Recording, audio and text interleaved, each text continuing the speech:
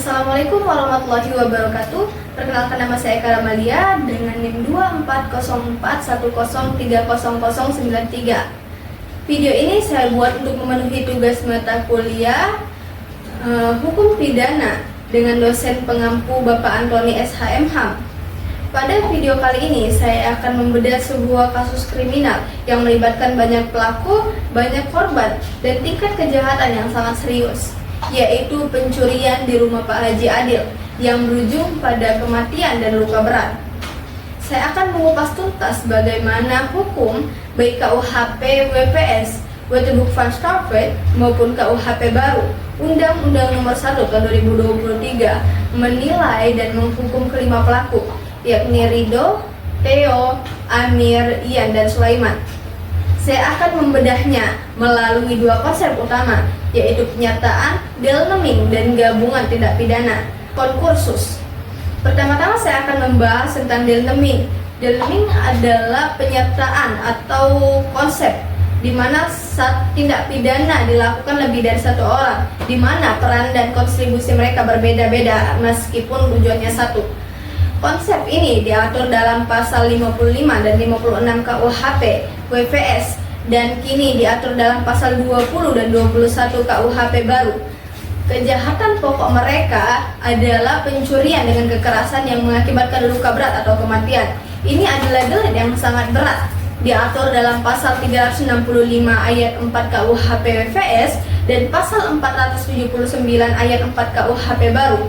Ancaman pidananya sama-sama mengerikan, yaitu pidana mati, penjara seumur hidup, atau penjara waktu paling lama 20 tahun. Ridho, Theo, dan Amir memiliki peran sebagai turut serta melakukan atau medlewer. Ridho dan Theo adalah pelaku langsung yang melumpuhkan Sapam Tukul hingga meninggal dunia. Sementara Amir bersama Ian melumpuhkan pembantu Siti Nuria hingga patah kaki yang tergolong luka berat. Karena mereka secara aktif melaksanakan kehendak jahat, hukum memandang mereka sebagai pelaku berdasarkan pasal 55 KUHP WPS dan pasal 20 huruf C KUHP baru. Mereka diancam sanksi yang sama dengan ancaman pidana pokok seperti pidana mati, penjara seumur hidup, atau penjara 20 tahun. Terdapat peranan pengecualian, yaitu Ian yang memiliki disabilitas mental. Meskipun ia turut serta melumpuhkan pembantu, statusnya membuatnya tidak mampu bertanggung jawab secara hukum. Baik pasal 44 KUHP WPS maupun pasal 39 KUHP baru menyatakan bahwa orang yang tidak mampu bertanggung jawab karena disabilitas mental tidak dapat dijatuhi pidana. Ia akan dibebaskan dari tuntutan pidana, tetapi dapat dikenai tindakan perawatan atau rehabilitasi. Terakhir ada Sulaiman, si sopir mobil. Sulaiman perannya adalah pembantu melakukan medeplechte. Ia menyediakan sarana mobil dan membantu mengangkut barang curian. Karena perannya sebagai pembantu, sanksinya lebih ringan. Berdasarkan pasal 56 KUHP WPS dan pasal 21 KUHP baru, pidana pokoknya akan dikurangi 1/3. Jadi ancaman pidananya yang maksimal 20 tahun penjara turun menjadi penjara paling lama 15 tahun. Sekarang saya masuk ke konsep kedua, yaitu konkursus atau gabungan tindak pidana. Somenlo. Ini terjadi ketika satu orang melakukan lebih dari satu tindak pidana. Dalam kasus ini, para pelaku tidak hanya melakukan pencurian dengan kekerasan, tetapi Sulaiman juga menabrak Pak RT hingga luka berat saat melarikan diri. Yang melakukan tindak pidana penganiayaan berat karena ini melibatkan beberapa perbuatan yang berdiri sendiri. Hukum mengkategorikannya sebagai konkursus realis.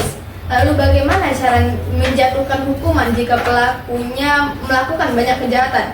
Di Indonesia, baik pasal 65 KUHP WPS maupun pasal 68 KUHP baru mengandung sistem absorpsi yang dipertajam, penerapan yang diperberat. Sederhananya, hakim akan memilih pidana dari kejahatan yang ancaman pidananya paling berat. Hukuman untuk kejahatan ringan lainnya seperti penganiayaan terhadap Pak RT akan diserap oleh hukuman terberat. Pencurian dengan kekerasan yang mengakibatkan luka berat sampai dengan kematian Hukuman terberat itu boleh sedikit maksimal 1/3 dari ancaman pidana yang lain, tetapi tidak boleh melewati batas maksimal pidana terberat yang sudah ditentukan. Karena ancaman terberatnya sudah 20 tahun, hukuman finalnya akan tetap di kisaran itu. Pandangan sarjana. Sarjana seperti Pompe menganut sistem absorpsi penuh.